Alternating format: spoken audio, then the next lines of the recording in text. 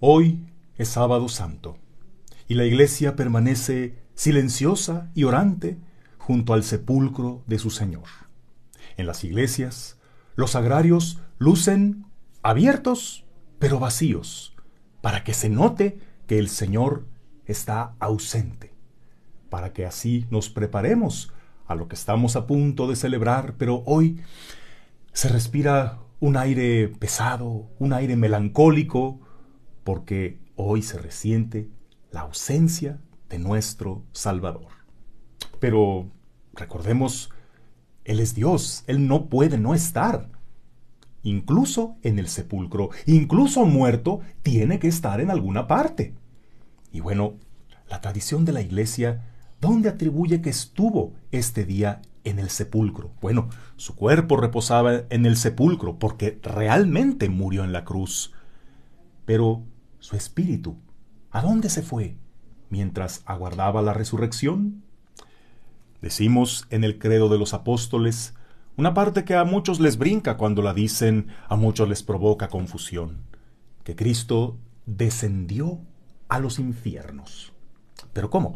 ¿Qué no es el infierno, por definición, el lugar de la ausencia de Dios? Bueno, más que un lugar es el estado espiritual en el que están aquellos que, habiendo durante su vida elegido vivir de espaldas a Dios, habiendo tenido la persistente elección de negarse a su misericordia, de negarse a la conversión, pues simplemente se les respeta para la eternidad su fatal elección y viven en un permanente estado donde el tormento, más allá de que si es fuego, que si son pingos picándote, el verdadero tormento es la ausencia de Dios. Y eso, aunque lo digamos fácil, aunque algunos creen que se pueda vivir así, no sabemos cuándo estemos del otro lado. El gran tormento que será el caer en la cuenta de que elegiste de manera irrevocable el estar lejos de Dios. Bueno, pero en este día, a ese Jesús que tanto lo criticaban por andar en lugares de mala muerte, por andar con gente de mala reputación, por meterse a la casa de pecadores, pues, ¿qué dirían aquellos puritanos si supieran dónde andaba Jesús hoy? Fue a meterse al lugar más inapropiado, al último lugar donde se te ocurriría buscar a Dios, allí, en los infiernos. Pero, ¿a qué va el Señor allá? Pues a lo mismo que iría una buena mamá a una cantina de mala muerte. No va a pecar, va a sacar a su hijo que está ahí perdido en el vicio. Y es que, ¿a poco aquel Jesús que en vida dijo que yo no he venido por los sanos sino por los enfermos, yo no he venido a buscar a los justos sino a los pecadores, y que es el buen pastor que va y busca a la oveja perdida, ese mismo Jesús que en vida dijo eso, después de la cruz dirá lo contrario y no irá a buscar a aquellos que mucho antes de que Él naciera habían elegido un mal camino, habían hecho oídos sordos a la invitación de Dios a convertirse y ahora estaban como espíritus encadenados. ¿Qué acaso el Señor no había venido a ser redentor de esos precisamente?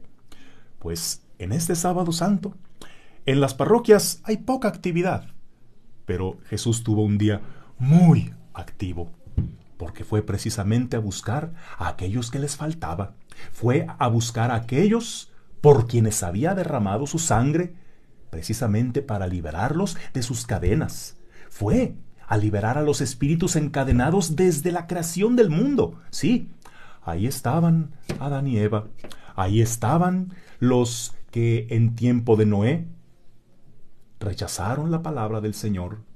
Ahí estaban los habitantes de Sodoma y Gomorra. Ahí estaban todos aquellos que, contumaces, se habían negado a convertirse.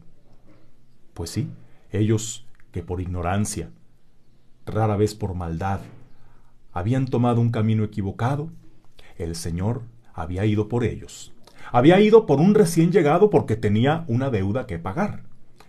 Un delincuente, un ladrón que había sido ajusticiado en la cruz junto a él ese día, Con ese tenía una cuenta pendiente, porque le había prometido momentos antes de morir: te aseguro que hoy estarás conmigo en el paraíso.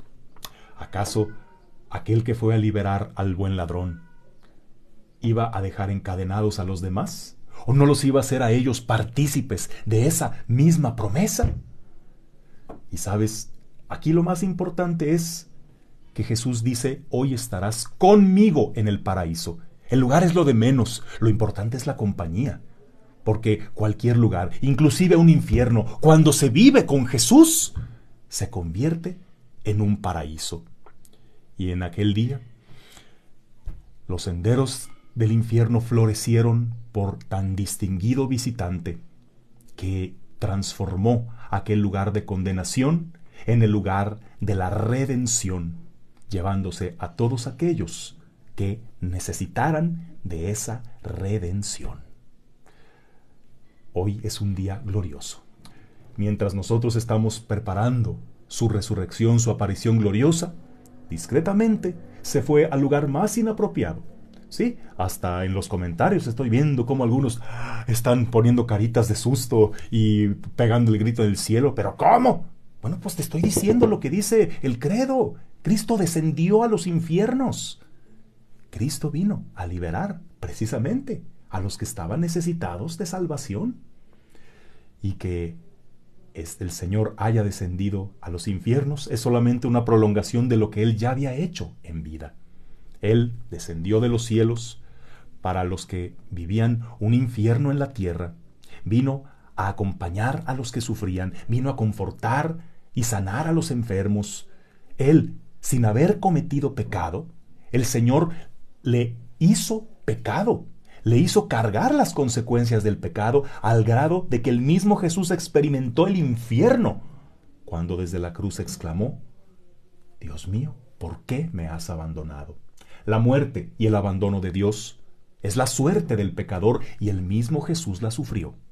Pues al haberla asumido, al haberla sufrido, abre las puertas a todos los pecadores que no habían tenido la oportunidad de conocer a su Salvador, y ahora les abre el camino a la eternidad junto a Él. En este día de misericordia, en este día glorioso, preparémonos para celebrar esa buena noticia en la que Cristo resucita, pero no es como para decir: bien por Él, bravo, qué a gusto, lo felicito. No, es que lo celebramos porque a nosotros nos hará participar de esa salvación. Y algunos se preguntarán: ¿qué? ¿Eso quiere decir que no habrá condenados? Quien, habiendo conocido esta buena noticia, ni así quiera aprovechar esta oportunidad, pues solito elegirá su destino por la eternidad.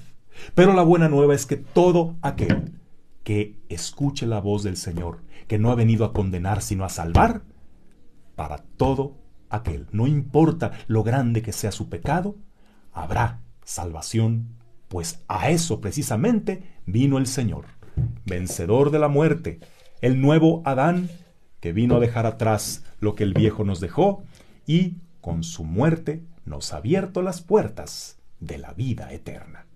Preparémonos, porque esta será una noche santa, una noche gloriosa. En donde quiera que tú estés, participa de la vigilia pascual y siente la victoria de Cristo como tu propia victoria, como tu nacimiento a la nueva vida.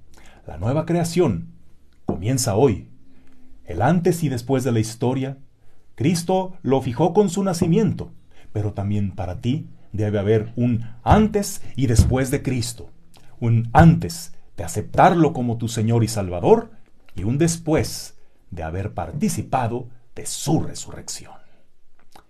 Que tengas un bendecido día, en el nombre del Padre, y del Hijo, y del Espíritu Santo. Amén.